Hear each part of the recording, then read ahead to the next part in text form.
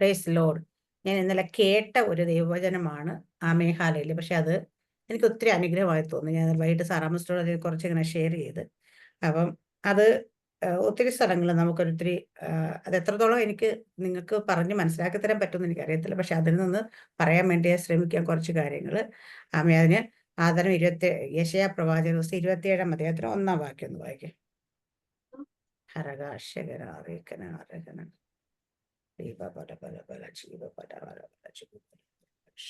യെശയ്യാവ് 27-ന്റെ 27:1.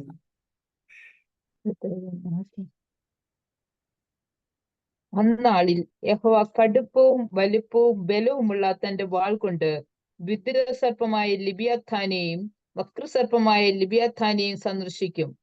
സമുദ്രത്തിലെ മഹാസർപ്പത്തെ അവൻ കൊന്നുകളയും. മതി, അന്ന് നിങ്ങൾ മതി മതി മതി 1-ാം വാക്യം മാത്രം മതി. ഹല്ലേലൂയ.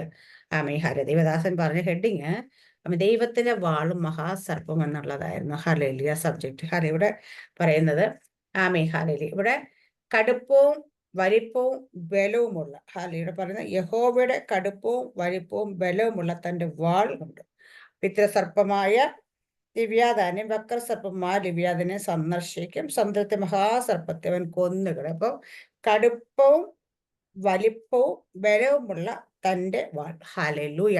അതാണ് ദൈവത്തിന്റെ വാളിനെ കുറിച്ചുകൂടെ പറയുന്നത്. ഹല്ലേലൂയ. അപ്പൊ ആ ദൈവത്തിന്റെ വാൾ എന്ന് പറയുന്നത് കടുപ്പവും വലിപ്പവും ബലമുള്ള തന്റെ വാളെന്ന് ചെയ്ത് ദൈവത്തിന്റെ വചനമാണ്. അതാ ദൈവത്തിന്റെ വാളെന്ന് പറയുന്നത്. ഹല്ലേലൂയ. ആ വചനം സമുദ്രത്തിലെ അപ്പം ആ സർപ്പത്തെയും വിദ്രുസർപ്പത്തെയും കൊന്നുകളയുന്നത്. അപ്പൊ ഇവിടെ എന്തിനു വേണ്ടിയാണ് ദൈവത്തിന്റെ വാൾ ഇറങ്ങുന്നത് എന്നുള്ളതാണ് ആദ്യത്തെ ചോദ്യം. വാൾ എന്തിനു വേണ്ടിയൊക്കെ ചില സന്ദർഭങ്ങളിലാണ് വാൾ ഇറങ്ങുന്നത്. എഫെസ്യസിലെ 6-ാം അധ്യായത്തിന് 16-ാം വാക്യം നമുക്കറിയാം. വചനം എന്ന വാൾ എടുത്തുകൊണ്ടും. അപ്പൊ വാള് പല സന്ദർഭങ്ങളിലും പലതായിട്ട്. അപ്പൊ വാൾ എങ്ങനെ പരിശുദ്ധാത്മാവ് ദൈവത്തിന്റെ വചനത്തെ ഓരോ സന്ദർഭത്തിനനുസരിച്ച് എന്തായിട്ട് വേണോ അതായിട്ട് ഉപയോഗിക്കപ്പെടും. ഹല്ലേലൂയ. അപ്പൊ ദൈവത്തിന്റെ വചനം നമുക്ക് തന്നെ അറിയാം അല്ലെ. വചനം വൈദ്യം സൗഖ്യമാക്കുന്നു യഹോവയാകുന്നു. ഹല്ലേലൂയ അല്ലെ. വചനം എന്ന വാള് നമ്മൾ തന്നെ പറയാറുണ്ട് പലപ്പോഴും. പക്ഷെ വചനം എന്തായിട്ടൊക്കെ വേണം അതായിട്ടല്ല ഉപയോഗിക്കുക. ആദ്യമായിട്ട് വചനം ചുറ്റികയായിട്ട് ഉപയോഗിക്കുന്നത്. ചുറ്റികയായിട്ട് ഉപയോഗിക്കുന്നത് എന്തിനു വേണ്ടിയിട്ടാ ചുറ്റി ഉപയോഗിക്കുന്നത്? പാറയെ പൊടിക്കാനൊക്കെ നമ്മൾ ചുറ്റി ഉപയോഗിക്കും അല്ലെ. പാറയെ പൊടിക്കാൻ. അപ്പൊ ഈ പാറയെ പൊടിക്കേണ്ട സന്ദർഭം എപ്പോഴാണ് വരുന്നതെന്ന് ചോദിച്ചു കഴിഞ്ഞാൽ നമ്മുടെ ഹൃദയം ഭയങ്കര കഠിനമായിട്ടിരിക്കുന്ന സ്ഥലത്തേക്കാണ് പാറയെ പൊടിക്കുന്നത്. അപ്പം ഈ പാറയെ പൊടിക്കാനായിട്ട് ചുറ്റി ഇറങ്ങും. പക്ഷെ ഈ പാറയെ പൊടിക്കുന്നിടത്ത് ചുറ്റി ഇറങ്ങി പാറയെ പൊടിച്ചുകൊണ്ടിരിക്കത്ത. പക്ഷെ അവിടെ പ്രവൃത്തി ഒന്നും നടക്കത്തില്ല.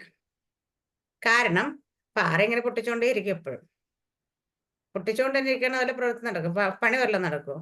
ഇല്ല, പൊട്ടിച്ചോണ്ട്. അപ്പൊ അതുകൊണ്ട് ചുറ്റി ഇറങ്ങുന്ന സ്ഥലത്തൊക്കെ പാറയെ പൊട്ടിച്ചുകൊണ്ടേ ഇരിക്കും. അവിടെ പാറകൾ കൂടുതലുള്ളിടത്താണ് ചുറ്റികയായിട്ട് ദൈവവചനം വെളിപ്പെടുന്നത്. അവിടെ പ്രവൃത്തിയൊന്നും നടക്കത്തില്ല, പൊട്ടിക്കൽ മാത്രം നടക്കത്തുള്ളൂ. ചില ആൾക്കാർ പൊട്ടിക്കൽ മാത്രം നടക്കും. പക്ഷെ ഒരു മാറ്റവും നമ്മുടെ ജീവിതത്തിൽ വന്നിട്ടില്ലെങ്കിൽ, നമ്മൾ നമ്മുടെ ഹൃദയത്തെ ആ കഠിനതയൊക്കെ മാറ്റുന്നില്ലെങ്കിൽ ആ പൊട്ടിക്കൽ മാത്രം നടക്കത്തുള്ളൂ. പക്ഷെ അവിടെ വേറൊരു ദൈവപ്രവൃത്തിയും നടക്കത്തില്ല എന്നുള്ളത്. അടുത്ത പറയുന്ന ഔഷധമായിട്ട് വചനം ഉപയോഗിക്കും. ഞാൻ വചനം വായിച്ച് സൗഖ്യമാക്കുന്ന യഹോവയാകുന്ന വചനം ഔഷധമായിട്ട്. ഹല്ലേലൂയ. അപ്പൊ അവിടെ വേറൊരു ഭാഗം കൂടെ പറഞ്ഞിട്ട് അവിടെ നമ്മൾ ഹല്ലേലൂയ അവിടെ യോഹന്നാന്റെ സുവിശേഷം 5-ാം അധ്യായത്തിൽ കടന്ന് അവിടെ ഒരു ബെത്സേദ കുളക്കടവിൽ രോഗികൾ കിടക്കും. ചില സമയത്ത് ദൂതൻ ഇറങ്ങിയിട്ട് ആ കുളം കലക്കും. ആ കുളം കലക്കുമ്പോൾ ഒരാള് അതിലേക്ക് ഇറങ്ങുന്ന ആദ്യത്തെ ഒരാൾ സൗഖ്യമാക്കുക അല്ലേ. അപ്പം സ്വർഗത്തിൽ ദൂതൻ വന്നിട്ടാണ് ഈ കുളം കലക്കുന്നത്. ഈ സ്വർഗത്തിന് ദൂതൻ വരുമ്പോൾ വെറുതെ അല്ല ദൂതൻ വരും. ദൂതന്റെ കയ്യിൽ ഒരു ഔഷധം ഉണ്ടാവും, സിദ്ധ ഔഷധം ഉണ്ടാവും. ഹല്ലേലൂയ. അത് കൊണ്ടൊഴിച്ചിട്ടാണ് കുളം കലക്കുന്നത് എന്നാണ് പറയുന്നത്. അപ്പൊ ആ കുളത്തിലേക്ക് ആദ്യമായിട്ട് ഇറങ്ങുന്നു ഒരാൾ മാത്രം സൗഖ്യമാകത്തുള്ളൂ. പക്ഷേ ഇന്ന് നമ്മുടെയൊക്കെ ഇടയിൽ വചനം പരിശുദ്ധാത്മ ശക്തിയുമായിട്ട് ഇറങ്ങുന്ന സ്ഥലത്തേക്ക് ഹല്ലേലൂയ ആരൊക്കെ ചാടിയാലും അവരെല്ലാം സൗഖ്യം. അന്ന് ഒരാൾക്ക് സൗഖ്യം പറ്റില്ലായിരുന്നു. പക്ഷെ ഇന്ന് അതിലേക്ക് ആരൊക്കെ ചാടിയല്ലോ അവരൊക്കെ സൗഖ്യമാകാറില്ല. അത് പക്ഷെ വിശ്വസിച്ച് ചാടിക്കോണം. ഹാലയില്ല. വചനം പരിശുദ്ധ. അപ്പൊ വചനം ഓരോ സ്ഥലത്തും എന്തായിട്ട് വെളിപ്പെടുന്നത് അതായിട്ട് വെളിപ്പെടുന്നത് എങ്ങനെയാ വെച്ചാൽ വചനം പരിശുദ്ധാത്മാവ് ഹാലേലി ആ വചനത്തെ നമുക്ക് എന്തായിട്ടാണ് വേണ്ടത് അതായിട്ട് മാറ്റുക ചെയ്യുന്നത്. അതാണ് അവിടെ വെളിപ്പെടുന്നത്. അടുത്ത് പറയുന്ന നമുക്ക് തീയായിട്ട് ഉപയോഗിക്കും. തിരുവഴുത്തുകൾ. അപ്പൊ യേശു കർത്താവിന്റെ കൂടെ നടന്ന ശിഷ്യന്മാർ യേശു കർത്താവ് തിരുവഴുത്തിലേക്ക് തെളിയിച്ചോണ്ട് അവർ പറഞ്ഞു അയ്യോ ആ തെളിയിച്ചോണ്ട് നമ്മുടെ ഉള്ളം കത്തിയില്ലേ. ഹാലല്ലേ. കാരണം അപ്പൊ വചനം തീയായിട്ട് വെളിപ്പെടുന്നതായിട്ട് കാണുന്നുണ്ട്. ഹാലലിയ. അടുത്ത് നമ്മൾ പറഞ്ഞു വചനം വാളാകും. ഹല്ലേലൂയ. ആമേൻ. വചനം അപ്പൊ പരിശുദ്ധാത്മാവും കൂടി കണക്ട്.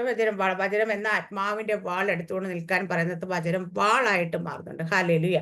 ഇവിടെയൊക്കെ അപ്പൊ എന്തായിട്ടാണ് വേണ്ടത്? ആ വചനം അതായിട്ട് തന്നെ പരിശുദ്ധാത്മ നമുക്ക് വേണ്ടിയിട്ട് മാറ്റുക ചെയ്യുന്നത്. അപ്പൊ നമുക്കത് എന്നിട്ട് കടുപ്പവും വലിപ്പവും ബലവുമുള്ള തന്റെ വാള്. അപ്പൊ വചനത്തിന്റെ വലിപ്പം അതിനെക്കുറിച്ച് ഒന്ന് പറഞ്ഞു. അപ്പൊ അതിനെക്കുറിച്ച് വചനം പറഞ്ഞപ്പോ വലിപ്പത്തെക്കുറിച്ച് പറഞ്ഞപ്പോ അദ്ദേഹം പറഞ്ഞ വാക്ക് നമ്മൾ ഈ ചക്കയൊക്കെ ഇടാൻ വേണ്ടിയിട്ട് തോട്ട് കെട്ടും എല്ലാവർക്കും. അല്ലെ, പെട്ടെന്ന് മനസ്സിലല്ലേ? തോട്ടിയൊക്കെ കെട്ടിക്കൊണ്ടുവന്ന് എത്തി നോക്കിയപ്പോഴേ മനസ്സിലായി, അയ്യോ ചക്ക കുറച്ചുകൂടെ അങ്ങ് ദൂരെ നിൽക്കുന്നത്, ഈ തോട്ടിക്ക് എത്ര നീളം വരും. പിന്നെ നമ്മൾ എന്താ വെച്ചാൽ ഇച്ചിരി തോട്ടിക്ക് നീളം കൂട്ടും. വീണ്ടും നോക്കുമ്പം അത് പിന്നെയും ദൂരാന്ന് വെച്ചാൽ വീണ്ടും നമ്മൾ നീളം കൂട്ടും. അല്ലെ, നീളം കൂട്ടിയിട്ട് ഈ ചക്ക എവിടെയാണോ നിൽക്കുന്നത് അവിടെ ഒരു തോട്ടി നീളം കൂട്ടി എത്തിക്കുന്ന പോലെ തന്നെയാണ് ദൈവത്തിന്റെ വചനം. എവിടെയാണോ വചനം ആവശ്യം വേണ്ടുന്നത് അവിടെ വരത് നീണ്ടു ചെല്ലും. ഹാലെ, അതുകൊണ്ട് നമ്മൾ പറയും വചനം ആമേ ഹാലെ വേഗത്തിൽ സഞ്ചരിക്കുന്നല്ലേ. ആമേ ഹാലയിലെ വചനം വേഗത്തിൽ പ്രകാശത്തെക്കാൾ വേഗത്തിൽ സഞ്ചരിക്കും. അപ്പൊ നമ്മൾ ഇവിടെ നിന്നുകൊണ്ട് വചനം വേണ്ട നമുക്ക് വെളിപ്പാട് ചിലപ്പോൾ നമ്മുടെ വീട്ടിലായിരിക്കും. ഹാലയില് നമ്മുടെ ഭവനത്തിലായിരിക്കും, നാട്ടിലായിരിക്കും, അപ്പൊ നമ്മുടെ തലമുറയിലായിരിക്കും. പക്ഷെ അത് അവരെത്ര ദൂരെയാണെങ്കിൽ അവരെവിടെയാണോ ഇരിക്കുന്നത് അവിടെ വരെയാണ് ഈ വചനം ചെല്ലുന്നത്. അതാണ് വചനത്തിന്റെ വലിപ്പം. വിടുതൽ എവിടെയാണോ വേണ്ടുന്നത് അവിടേക്ക് എത്തും നമ്മുടെ വചനം. അവിടെ എത്തി അത് വിടുവിക്കും. ഹല്ലേലൂയ. അതാണ് വചനത്തിന്. അപ്പൊ അതിന്റെ പ്രശ്നം എവിടെയാണോ അവിടെ വരെയാണ് വചനത്തിന്റെ വലിപ്പം. അവിടെ ചെന്ന് അതിവേഗം ഓടുമെന്ന് പറഞ്ഞ വചനത്തെക്കുറിച്ച്, ദൈവത്തിന്റെ വചനത്തെക്കുറിച്ച്. അപ്പൊ അവിടെ എത്തി നമ്മളെ വിടുവിക്കുന്നതാണ് വചനം. ഹല്ലേലൂയ. അപ്പൊ ഇതാണ് ഹല്ലേലൂയ ഒന്നാം പാട്ടായിട്ട് ദൈവത്തിന്റെ വചനം. അടുത്തത് മഹാസർപ്പം. ഹല്ലേലൂയ. മഹാസർപ്പത്തെ കുറിച്ച് നമ്മള് ഹല്ലേലൂയ ആദ്യമായി തുടങ്ങിയത് എവിടെയാണെന്ന് വെച്ചാൽ അത് ജെനസിസിൽ തുടങ്ങി. ഉൽപ്പത്തിയിൽ തുടങ്ങി. ഉൽപ്പത്തി എഴുതിയത് മോശയാണെന്ന് നമുക്ക് എല്ലാവർക്കും അറിയാം അല്ലെ. ആദ്യത്തെ 5 ഗ്രന്ഥങ്ങൾ എഴുതിയ മോശയാണ്. ഞാനതൊരു നോട്ട്സ് എഴുതി അതുപോലെ തന്നെ പറഞ്ഞു പോവാണ്. കാരണം വെച്ച് കഴിഞ്ഞാല് ഇത് പ്രസംഗിക്കാനായിട്ട് ഇതിന്റെ എനിക്ക് വലിയൊരു എന്താ പറയാ, നമുക്ക് അറിവായിട്ട് തന്നെ ഇതിൽ കുറച്ച് നമ്മൾ അറിഞ്ഞിരിക്കണം എന്നുള്ള ഭാഗമാണ് എനിക്ക് കൂടുതൽ ഇതായി കഴിയും. അപ്പം അവിടെ നമ്മൾ പറയുന്ന അടുത്ത വചനം ആദ്യത്തെ 5 അധ്യായങ്ങൾ എഴുതിയ മോശയാണ്. 3-ാം അധ്യായത്തിൽ ഉൽപ്പത്തി പുസ്തകം 3-ാം അധ്യായത്തിൽ കാണുന്നുണ്ട്. 3-ാം അധ്യായം എടുക്കാം സിസ്റ്റർ.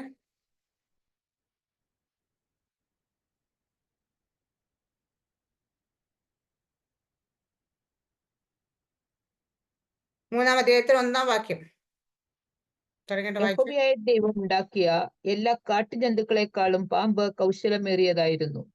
അത് സ്ത്രീയോട്, തോട്ടത്തിലെ ഏതെങ്കിലും വൃക്ഷത്തിന്റെ ഫലം നിങ്ങൾ ഭക്ഷിക്കരുതെന്ന് ദൈവം വാസ്തവമായി കൽപ്പിച്ചിട്ടുണ്ടോ എന്ന് ചോദിച്ചു. സ്ത്രീ പാമ്പ് അവിടെ പാമ്പ് യഹോവയ ദൈവം ഉണ്ടാക്കിയ എല്ലാ കാട്ടുജന്തുക്കളെക്കാളും പാമ്പ് കൗശലമേറിയതായിരുന്നു. എന്നിട്ട് ഈ പാമ്പ് സ്ത്രീയോട് തോട്ടത്തിന്റെ യാതൊരു വൃക്ഷത്തിന്റെ ഫലം തിന്നാൻ നിങ്ങൾ വാസ്തവമായി കൽപ്പിച്ചിട്ടോ എന്ന് ചോദിച്ചു. ഇത് മോശ ഇത് എഴുതുന്നത് വെളിപ്പാടിൽ എഴുതുന്നത്. ഹാലയില്ല. മോശ ജനിക്കുന്നതിന് നൂറ്റാണ്ടുകൾക്ക് മുമ്പാണ് ഈ സംഭവിക്കുന്നത് എല്ലാവർക്കും. അപ്പൊ മോശ വെളിപ്പാടിൽ ഈ പാമ്പിനെ കണ്ടിരുന്നു. ഹാലേലൂയ. ഈ പാമ്പിനെ കണ്ടിട്ടാണ് മോശ ഇത് എഴുതുന്നത്. അടുത്ത ഇത് വെളിപ്പെട്ടത് ഹാലേലൂയ പൗലോസിനാണ്. പൗലോസ് പറയുന്നത് അത് പാമ്പല്ല, അത് സർപ്പമാണ്. സർപ്പ ഉപായത്താൽ ഈ ഹവ്വായെ ചതിച്ചതുപോലെ നിങ്ങളെയും ചതിക്കുമോ എന്ന് ഞാൻ ഭയപ്പെടുന്നു. ഹാലേലൂയ. അവിടെ അടുത്തതായിട്ട് പാമ്പിന് വെളിപ്പാടി കാണുന്ന ആള് പൗലോസാണ്. പൗലോസ് അപ്പൊ അത് ഇച്ചിടെ മാറ്റി പാമ്പെന്ന വാക്ക് മാറ്റിയിട്ട് സർപ്പം ഹാലേലിയ ഉപായത്തെ ചതിച്ചതുപോലെ ചതിക്കുമോന്ന് ഭയപ്പെടുന്നു. ഹാലേലിയ. അടുത്തത് വെളിപ്പാട് കാണുന്ന യോഹന്നാനാണ്. 21-ാം അധ്യായം, വെളിപ്പാട് പുസ്തകം 21-ാം അധ്യായത്തില്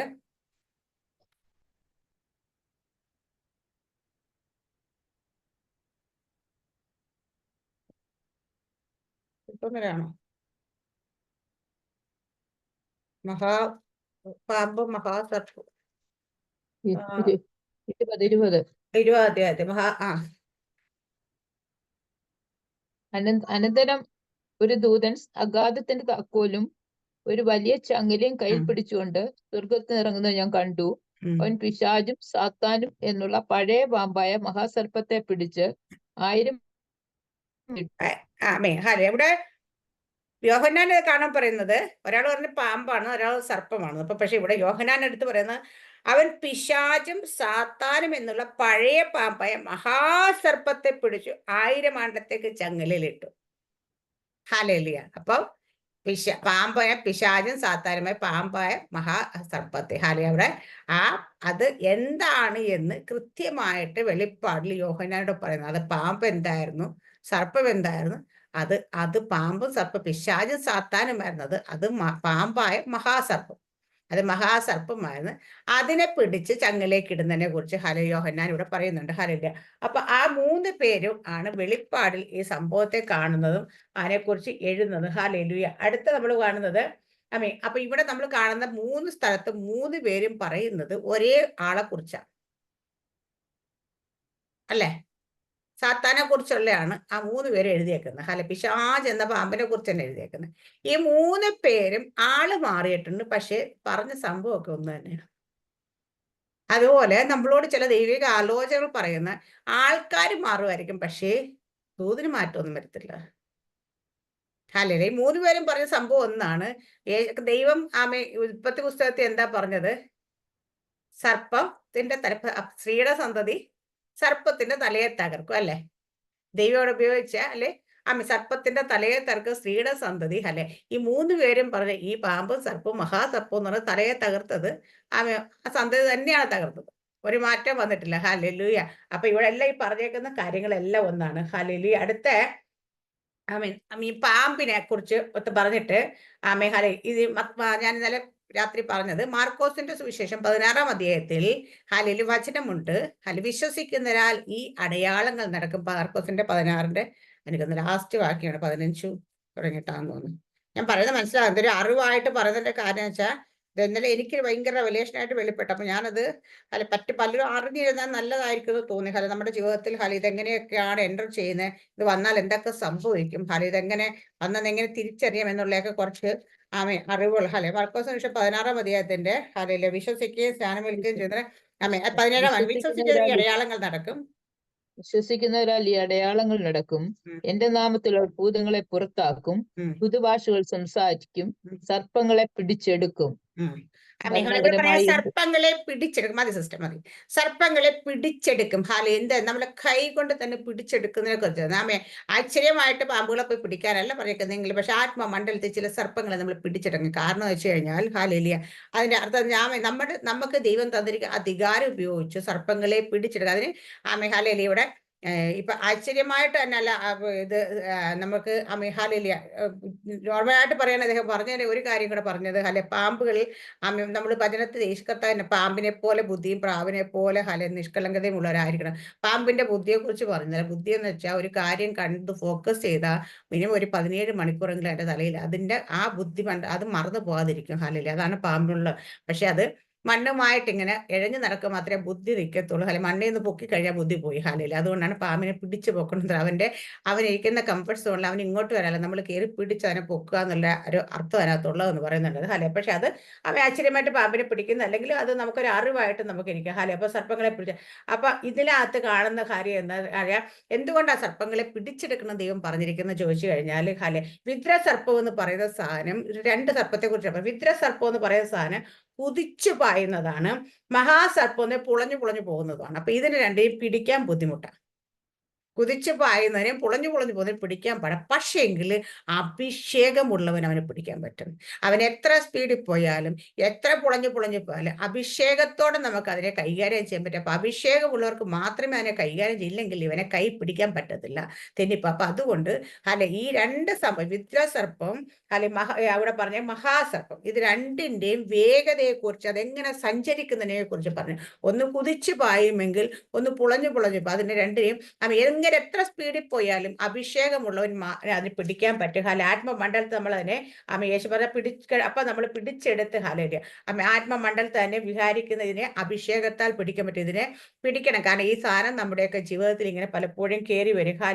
അപ്പൊ പാമ്പുകളെയും തേളുകളെയും ശത്രുവിന്റെ സകല ബലത്തെയും ചവിട്ടാൻ ഞാൻ നിങ്ങൾക്ക് അധികാരം തന്നിരിക്കും. യേശു കർത്താവ് പറഞ്ഞിരിക്കുന്ന വചനവും സർപ്പങ്ങളെ പിടിച്ചെടുക്കുന്ന വചനം, ഈ 2 വചനവും നമുക്ക് അഭിഷേകത്തോടെ നമുക്ക് കൈകാര്യം ചെയ്യാൻ വേണ്ടി, ശത്രുവിന്റെ തലയെ ചവിട്ടാൻ വേണ്ടി നമുക്ക് തന്നിരിക്കുന്നതാണ്. അപ്പൊ നമ്മൾ അഭിഷേകത്തോടെ അത് ചെയ്യണം. ഹല്ലേലൂയ. കാരണം ഇത് വന്നു കഴിഞ്ഞാൽ എന്തൊക്കെ നമ്മുടെ ജീവിതത്തിൽ സംഭവം കുടുംബത്തിലേക്ക് ഇത് ഈ പാമ്പിന്റെ ശക്തി ഇത് വന്നു കഴിഞ്ഞാൽ എന്തൊക്കെ അവന്റെ 3 തന്ത്രങ്ങളാണ് പൂർണ്ണമായും പറയുന്നത്. ഇവൻ കയറി കഴിഞ്ഞാൽ ഉണ്ടാകുന്ന 3 തന്ത്രം. ഒന്നാമത്തെ തന്ത്രം അവൻ നമ്മുടെ ജീവിതത്തിൽ ആത്മീയ ഭിന്നത കൊണ്ടുവരും. ഹല്ലേലൂയ. അപ്പൊ ഒന്നാമത്തെ അവന്റെ തന്ത്രമാണ് നമ്മുടെ കുടുംബത്തിൽ ആത്മീയ ഭിന്നത കൊണ്ടെന്ന് വെച്ചാൽ ഒരുമിച്ചിരുന്ന് പ്രാർത്ഥിക്കാൻ കഴിയത്തില്ല. ഹല്ലേലൂയ. ഒരാൾക്ക് അഭിഷേകം ഉള്ളപ്പോൾ അടുത്ത ആൾക്ക് ഒരാൾ പ്രാർത്ഥിച്ചെങ്കിലും കയറി വരുമ്പോൾ അടുത്ത ആൾ നേരെ താഴെ പോവും. അടുത്ത ആൾ എങ്ങനെ പ്രാർത്ഥിച്ച് ഇപ്പുറത്തെ ആൾ താഴെ പോവും. ഹല്ലേന്ന് വെച്ചാൽ ആമേൻ ഹല്ലേലൂയ. ആദവും ഹവ്വയും ഏദൻ തോട്ടത്തിലുണ്ടായിരുന്നു. ആദം ഹല്ലേലൂയ അഭിഷേകത്തിലും ഗ്ലോറിയിലും ഹല്ലേലൂയ ദൈവത്തിന്റെ ആമേൻ ഹല്ലേലൂയ മഹത്വത്തിലൊക്കെ നിൽക്കുന്ന സമയത്ത് ഹവ്വ എന്താ വെച്ചാൽ പഴം പറിച്ചു തിന്നും. പഴം പറിച്ചു തിന്നത് ഹവ്വയുടെ മഹത്വം പോയി, അല്ലെങ്കിൽ ഗ്ലോറി പോയി, ഗ്ലോറിന്ന് പുറത്തായി. ഹല്ലേലൂയ. അപ്പൊ ഇവർ രണ്ടുപേരും അപ്പൊ പിന്നെ അവർ ആദാമിന് ഒരിക്കലും ഹവ്വായെ തിരിച്ചങ്ങോട്ട് കൊണ്ടുവരാൻ പറ്റും. അപ്പൊ ആദാമും പഴം തിന്നും, രണ്ടുപേരുടെ മഹത്വം പോയി, രണ്ടുപേരും പുറത്തു പോയി. ഇതുപോലെ ആത്മീയ ഭിന്നത കൊണ്ടുവന്ന അപ്പം ഒരാള് നല്ല കത്തിയൊക്കെ ഇങ്ങോട്ട് വരുമ്പോ അടുത്ത ആള് ഡൗൺ ആയി മാറിയിരിക്കും. അടുത്ത ആളെന്ന് കത്തി അല്ലെങ്കിൽ മേലെ അപ്പൊ അങ്ങനെ ഒരുമിച്ച് ഒരിക്കലും കുടുംബ പ്രാർത്ഥന അല്ലെങ്കിൽ വീട്ടിൽ ഭവനത്തിൽ യൂണിറ്റോടുകൂടി ഒരേ തലത്തിൽ ആത്മമണ്ഡലത്തിൽ ഒരേ തലത്തിൽ അഭിഷേകത്തോടെ കയറി വരാൻ കഴിയാത്ത ഭിന്നത കൊണ്ടുവരും. ഒരു ഹസ്ബൻഡും വൈഫും കൊച്ചുങ്ങളൊക്കെ ഒരുപോലെ തീ പോലെ അങ്ങ് നിൽക്കുകയാണെങ്കിൽ കുടുംബം എത്ര മനോഹരമായിരിക്കും അല്ലേ? ആത്മീയ ഭിന്നത ഒരു ഭവനത്തിൽ വന്നു കഴിഞ്ഞാൽ ആ ഭവനം നരക തുല്യമായി മാറും. ഹല്ലേലൂയ. അതാണ് ശത്രു ആദ്യമായിട്ട് അപ്പൊ ഭിന്നത എന്നിട്ട് കുടുംബത്തിൽ ഭിന്നത കൊണ്ടുവന്ന് ഹല്ലേലൂയ അത് നരക തുല്യമാക്കി കളയുന്നതാണ് അവന്റെ സ്വഭാവം. രണ്ടാമത്തെ അപ്പൊ എന്നിട്ട് അവിടെ വാഗ്ദത്തം വരുടെ അഭിഷേകമുണ്ട്. പക്ഷെ കുടുംബത്തിൽ അവൻ വെളിപ്പെടാതെ കിടക്കുന്ന നമുക്ക് വാഗ്ദത്തം ഒരുപാട് കേട്ടിട്ടുണ്ട് നമ്മള്. നമുക്കിപ്പോ അഭിഷേകം ഉണ്ടെന്നില്ല, പക്ഷേ കുടുംബത്തിൽ അത് വെളിപ്പെടുന്നില്ല. ഒരിക്കലും അത് പ്രാപിച്ചെടുക്കാൻ കഴിയാതെ നിൽക്കുന്ന മേഖലയുണ്ടെങ്കിൽ അത് ഈ സാത്താന്യ വ്യാപാരമാണ്. നമ്മൾ തിരിച്ചറിഞ്ഞ് അതിന്റെ മേൽ നമ്മൾ ജയമെടുക്കണം. ദൈവത്തിന്റെ വചനം പറയുന്ന പാമ്പുകളെയും തേലുകളെയും ശത്രുവിന്റെ സകല ബലത്തെയും ചവിട്ടാൻ ഞാൻ നിങ്ങൾക്ക് അധികാരം തന്നിരിക്കുന്നു. നമ്മൾ അധികാരം ഉപയോഗിച്ച് തന്നെ ചവിട്ടണം. ഹല്ലേലൂയ. നമ്മുടെ ജീവിതത്തെ വളഞ്ഞു പുളഞ്ഞു കയറിയിരിക്കുന്നതിനെയൊക്കെ കൈകൊണ്ട് സർപ്പങ്ങളെ പിടിച്ചെടുക്കുന്ന വചനത്താൽ ആത്മീയമായി നമ്മളതിനെ പിടിച്ച് അത് തീയിലേക്ക് പൗലോസ് എന്താ പറയാ, പൗലോസിന്റെ കയ്യിൽ കയറി ചുറ്റേനെ എടുത്ത് പൗലോസ് ഹാലേലിയ തീയിലേക്ക് കുടഞ്ഞു കളഞ്ഞതുപോലെ ചിലതിനെയൊക്കെ നമ്മൾ മനസ്സിലാക്കിയതിന് കുടഞ്ഞു കളയണം. ഹാലേലിയ. അടുത്ത നമ്മള് ആവർത്തനം 28-ാം അധ്യായത്തിൽ പറയുന്നുണ്ട്, ദൈവം ഞാൻ വാലല്ല നിന്നെ തലയാക്കും. അല്ലെ ദൈവത്തിന്റെ വചനം. അപ്പം വാലിന് എന്താ പ്രത്യേകത എന്ന് വെച്ചാൽ വാലിങ്ങനെ എഴഞ്ഞെഴഞ്ഞെഴഞ്ഞ് എപ്പോഴും പോകത്തുള്ളൂ, സ്പീഡ് ഉണ്ടാകത്തില്ല. ഹല്ലേലൂയ. അപ്പൊ നമ്മുടെ ജീവിതത്തിൽ ചില കാര്യങ്ങളൊക്കെ എന്തൊക്കെ ചെയ്യാൻ പോയാലും ആ കാര്യങ്ങൾ ആ പാമ്പിന്റെ ശക്തി നമ്മുടെ ജീവിതത്തിൽ കയറിയിട്ടുണ്ടെങ്കിൽ അത് ഇഴഞ്ഞിഴഞ്ഞിഴഞ്ഞേ നീങ്ങത്തുള്ളൂ. ഹല്ലേലൂയ. എന്ന് വെച്ച് കഴിഞ്ഞാൽ ഹല്ലേലൂയ നമ്മള് ചിലപ്പോൾ ഒരു 10 വർഷം കൊണ്ട് പ്രാപിക്കേണ്ട കാര്യം പോലും ഇപ്പോഴും നടക്കത്തില്ല. വാഗ്ദത്തം കേട്ടിട്ട് ഇപ്പൊ 10-20 വർഷം 15 വർഷം 20 വർഷമായി അതൊക്കെ നമ്മുടെ ജീവിതത്തിൽ എന്നേ സംഭവിക്കേണ്ടതാണ്. പക്ഷേങ്കില് ഇത് ഡിലേ ആക്കി കളയുന്ന സ്പിരിറ്റ്, ഇഴഞ്ഞിഴഞ്ഞ് നീങ്ങുന്ന സ്പിരിറ്റ് കണ്ടുകൊണ്ടുപോകും. ഹാലേലിയ. അത് നമ്മളെ വൈകിപ്പിച്ച് ഹാലേലിയ ഇപ്പം നമ്മളെ കാലകൊണ്ട് യുവത്തിലൂടെ കൊണ്ടുപോകുന്ന കണക്കുള്ള രീതിയിൽ ഹാലേലിയ ദൈവത്തിന്റെ വാഗ്ദത്തങ്ങളൊക്കെ ഞാൻ എപ്പോഴും പറയും, വാഗ്ദത്തം പറയുന്ന ദൈവം ഹാലേലിയ നമുക്ക് പ്രാപിച്ചെടുക്കുന്ന എപ്പോൾ പ്രാപിച്ചെടുക്കാവുന്നത് നമ്മുടെ കയ്യിലിരിക്കുന്ന നമുക്ക് ഹാലേലിയ എത്രത്തോളം നമ്മൾ അതിന് വേണ്ടിയിട്ട് ഹാലേലിയ സമയം സ്പെൻഡ് ദൈവസേന ഇരിക്കുന്നു, ഹാലേലിയ അതിനു വേണ്ടി ജാഗരിക്കുന്നു, പ്രാർത്ഥിക്കുന്നു. ഇതൊക്കെ നമുക്ക് പ്രാപിച്ചു. പക്ഷേ ഈ ശക്തി കയറി കഴിഞ്ഞാൽ ഇത് നമുക്ക് പ്രാപിച്ചെടുക്കാൻ കഴിയാതെ കാലഘട്ടങ്ങളെ പുറകിലേക്ക് അടിക്കുന്ന ഒരു പ്രവണത. അപ്പൊ വാഗ്ദത്തം കേട്ട് എത്രയോ നാളായി നമ്മ കേട്ട് പ്രാർത്ഥിച്ച് കുഴഞ്ഞു എന്നല്ലാതെ ഇതുവരെ അത് പ്രാപിക്കാൻ പറ്റിയിട്ടില്ല എങ്കിൽ നമ്മൾ ശ്രദ്ധിച്ചു നോക്കിയാൽ മനസ്സിലാവും നമ്മുടെ ജീവിതത്തിൽ നിൽക്കുന്ന വ്യാപാരം ഈ പാമ്പിന്റെ വ്യാപാരമായിരിക്കും. അതുകൊണ്ട് തക്ക സമയത്ത് ദൈവത്തെ ഉയർത്തുന്ന ദൈവത്തിന്റെ ബലമുള്ള കൈക്ക് താണിരിക്കണമെന്ന് നമ്മൾ പറയുമ്പോൾ തക്ക സമയം ദൈവത്തിന്റെ സമയമാണ്. ആ സമയത്ത് നമുക്ക് പ്രാപിച്ചെടുക്കാൻ കഴിഞ്ഞില്ലെങ്കിൽ ചില കാര്യങ്ങൾ പിന്നീട് ഒത്തിരി ഡിലേ ആയി പോകും. ഇപ്പൊ നമ്മൾ യാക്കോബിന്റെ കാര്യം എടുത്ത് നമുക്കറിയാലോ. യാക്കോബ് വിവാഹം കഴിക്കാൻ ആഗ്രഹിച്ചു. ആര് വിവാഹം കഴിക്കാൻ ആഗ്രഹിച്ചു? റാഹേലിന് വിവാഹം കഴിക്കാൻ ആഗ്രഹിച്ചല്ലേ? പക്ഷെ ലാബാൻ ഒരു കുബുദ്ധിയോടെ എടുത്തിട്ട് ലയ കെട്ടിച്ചു കൊടുത്തു. യാക്കോബിന്റെ എത്ര വർഷം പോയി സിസ്റ്ററെ? ഒരു 7 വർഷം കൂടെ പോയി കിട്ടിയല്ലേ? ആദ്യത്തെ 7 വർഷം അവൾക്ക് വേണ്ടി വർക്ക് ചെയ്ത് കെട്ടിച്ചു കൊടുത്തു. അപ്പോഴത്തേക്ക് യാക്കോബിന് പിറ്റേ ദിവസം പറഞ്ഞു, അയ്യോ ഇതെന്താ എന്നെ പറ്റിച്ചല്ലേ, നിങ്ങൾ എന്താ ചെയ്തെന്ന് പറയാം. കുഴപ്പമില്ല, നീ ഒരു 7 വർഷം കൂടെ പണിയെടുത്ത് അവളെ കൂടെ തരാമെന്നല്ലേ. എത്ര വർഷം പോയി? 7 14 വർഷം. ഹല്ലേലൂയ അല്ലേ? ആമേൻ. ആദ്യം ഒരു 7 വർഷം, രണ്ടാമത് എപ്പം യാക്കോബിന് കിട്ടേണ്ടിയായിരുന്നത്. അപ്പൊ അവിടെ യാക്കോബിന്റെ ജീവിതത്തിൽ ഇങ്ങനെ വൈകിപ്പിച്ച് കൊണ്ടുപോയി. അപ്പൊ നമ്മുടെ ജീവിതത്തിൽ ഇതുപോലെ ദൈവം വാഗ്ദത്തം പറഞ്ഞു നമ്മുടെയൊക്കെ ജീവിതത്തിൽ ഹല്ലേലൂയ ആമേൻ അവിടെ അത് അപ്പോൾ തന്നെ അല്ലെങ്കിൽ അടുത്ത വർഷം അല്ലെങ്കിൽ അടുത്ത, പക്ഷേ ഇത് കയറി കഴിഞ്ഞ് നമ്മളെ ഇത് ഉപായത്താൽ ചതിച്ച് നമ്മളെ ഇത് ഡിലേ ആക്കി അല്ലെ ഇപ്പോഴും പ്രാപിക്കാൻ കഴിയാതെ കിടക്കുന്ന മേഖല ഉണ്ടാവും അല്ലെ. അത് അപ്പം നമ്മുടെയൊക്കെ എൻ്റെയൊക്കെ ജീവിതത്തിൽ എപ്പോഴും ഞാനിത് കേട്ടോണ്ടുമ്പോൾ എനിക്ക് മനസ്സിലായി, ഒത്തിരി ഡിലേ ആക്കി കളയുന്ന സ്പിരിറ്റ് ഉണ്ട് എന്ത് കാര്യം നടക്കേണ്ട സമയത്തൊന്നും അത് നടക്കത്തില്ല. അത് ഇപ്പൊ കുഞ്ഞുങ്ങളുടെ വിദ്യാഭ്യാസം തന്നെ വർഷങ്ങൾ നഷ്ടപ്പെടുത്തി കളയുന്നുണ്ട്. ഹാലേലിയ. അവരുടെ ജീവിതത്തിൽ വിവാഹമാണെങ്കിലും നഷ്ടപ്പെടും. ഒരു വീട് പണി വെക്കണമെന്ന് വെച്ചാൽ ഒരു വീട് പണി തുടങ്ങിക്കഴിഞ്ഞാൽ ഒരു 6 മാസം കൊണ്ട് പൂർത്തിയാകേണ്ട വീട് പണി ചിലപ്പം 5 വർഷമായാലും പൂർത്തിയാകത്തില്ല എന്നുള്ളത്. എന്തെങ്കിലും കാര്യങ്ങളൊക്കെ കൊണ്ടിട്ട് അത് വൈകിപ്പിച്ച് കളയുന്നത്. അതുപോലെ നമ്മൾ പ്രാപിച്ചെടുക്കേണ്ട ചില കാര്യങ്ങൾ, ചിലർക്ക് ജോലി കിട്ടുക എന്നുള്ളത്, നല്ല ഇത് കിട്ടുക, അങ്ങനെ പല കാര്യങ്ങളും നമ്മളെ അത് നമുക്ക് ഡിലേ ആക്കി കളയുന്നത് നമ്മൾ കാണാൻ പറ്റും. മൂന്നാമത്തുള്ളത് അപ്പൊ അങ്ങനെയുള്ളവരെയൊക്കെ നമ്മൾ പ്രാർത്ഥിച്ചോണം. ഇന്ന് തുടങ്ങിയിട്ട് നമുക്ക് വേഗത കൂടാൻ വേണ്ടി പ്രാർത്ഥിക്കണം. ഈ ശക്തികളെ പുറത്താക്കിയിട്ട് അതിന്റെ മേലെല്ലാം നമ്മൾ ചെയ്യുമെടുത്ത് പ്രാർത്ഥിക്കണം. അടുത്തത് ഇതിനെക്കുറിച്ച് പറയുന്നത് ആമീൻ അത് ഇത് വന്നിട്ട് നമ്മുടെ സമ്പദ്ഘടനയെ തകർത്ത് കളയും, നമ്മുടെ സാമ്പത്തിക മണ്ഡലത്തെ തകർത്തൽ. ഇപ്പൊ ഇവിടെ പറഞ്ഞേക്കുന്നത് വെള്ളത്തിന്റെ അടിത്തട്ടിൽ കൂടിയാണ് ഇതിന്റെ സഞ്ചാരം. ഇത് വെള്ളത്തിൽ ഇളക്കി ഇത് മുകളിലേക്ക് വരുന്ന വളരെ കുറച്ച് സമയത്ത്, പക്ഷെ ചില സമയങ്ങളിൽ ഇത് മൊത്തത്തിൽ ഇളക്കി മറിച്ചുകൊണ്ടൊന്ന് തല പൊക്കും മുകളോട്ട്. ഈ തല പൊക്കുന്ന സമയം കൃത്യമായിട്ട് നമ്മുടെ ഭവനത്തിൽ അത് അറിയാൻ പറ്റും.